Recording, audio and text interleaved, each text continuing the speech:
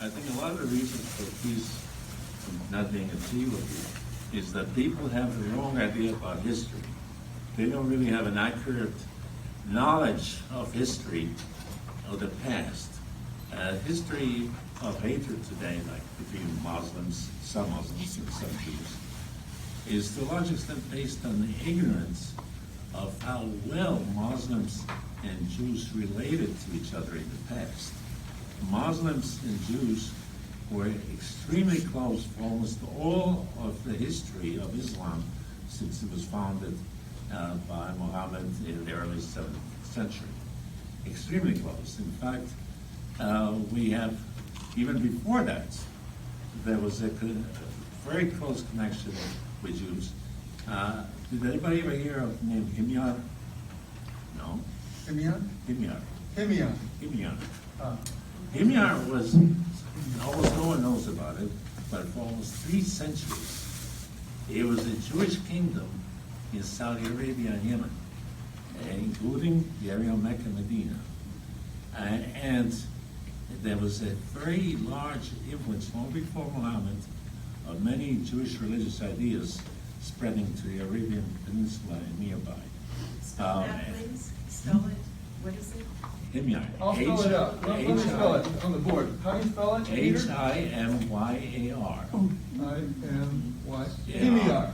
Okay, to take off from probably the previous speaker, after the revolt, the last revolt against Romans, many of the Jews fled to the Arabian Peninsula and set up a kingdom which lasted for almost 3 centuries.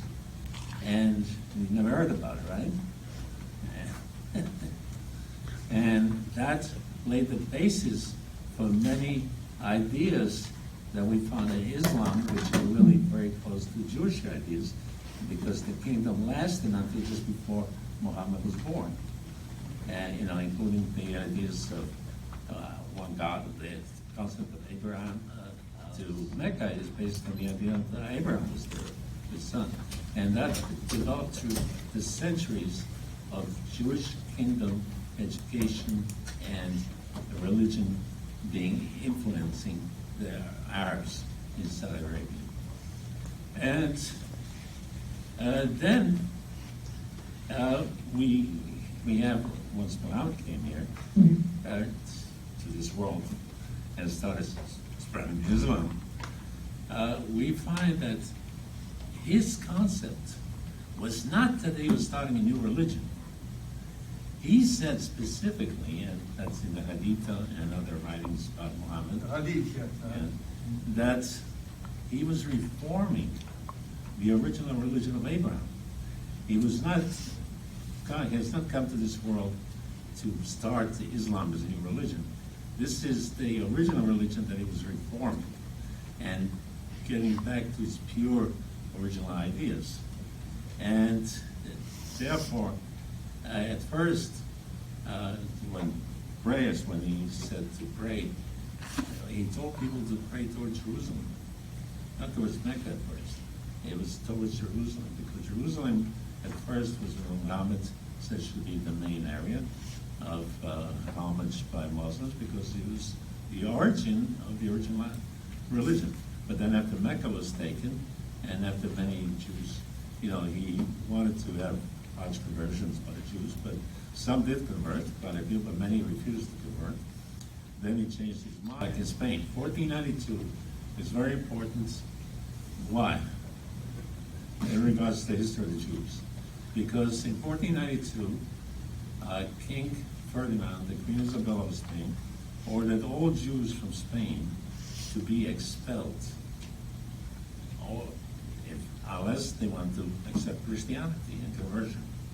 If they were found to be secretly Christian, then they were tortured and often killed and sometimes burned alive by the Inquisition, which was a religious office in which people were tortured for not being proper Christians and killed and burned by the thousands.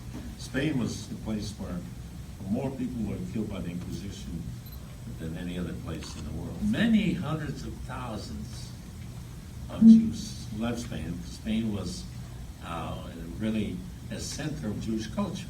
Spain was, the Maimonides, the philosophers and so on, the Jews under Islam flourished in Spain. Spain was ruled by Islam for centuries, and the Jews flourished in Spanish Islam.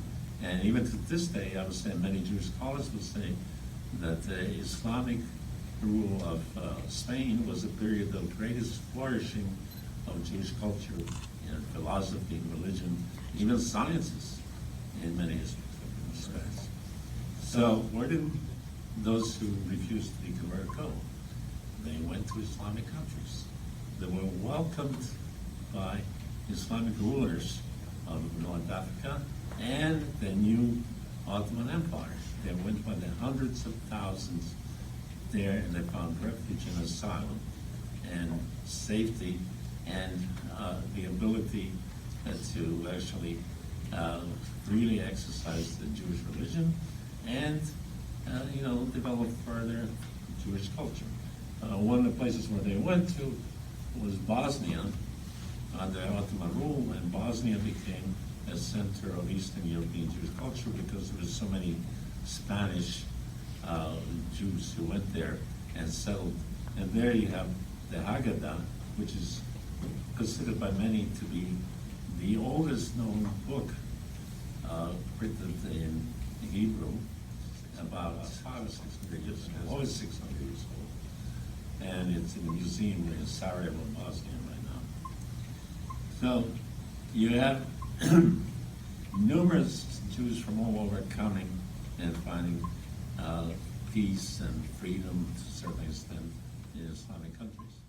And this is something, which is very important to understand. There are a number of scholars who have analyzed the situation and have stated that if it wasn't for the fact that Jews managed to find asylum in Islamic countries, there would be practically no Jews left in Western Europe because the path was straight towards extermination. Long before Hitler. Hitler was not the beginning. Hitler was the end, and not the beginning. Now, my suggestion for this is to apply this knowledge in many respects about the closeness in education. We have to change education and today teach the Jews in Israel and other places and the Arabs about the common cultural ties, religious ties, the friendship, the brotherhood in the past, and stress that they have to try to go back to it as much as they can. And we can use the internet now. For example, small television or internet, presentations. Let's say a presentation, Jews being expelled from Spain, being kicked out, and then being welcomed in under Islamic rule. Once blur, Jews being kicked out of Spain and killed, then they come to under Islamic rule, they find friendship. The Islam, for the Islamic side, how much Islam owes to Judaism in so many religious ideas and concepts and philosophies and practices and rituals regarding prayers, regarding ritual washing, and regarding so many things. There's so many similarities that they have in common. You might almost say that we are two branches of the same religion. And this is the concept that Muhammad had, that Islam and Judaism are the same religion, and not two different religions. And this is the concept that he wanted to develop and apply to everybody. Okay, so we have to use the social media to spread the message about what happened in the past and try to bring people to recognize that there's much more to love in brotherhood the other side than to hate the other side. Thank you. Thank you.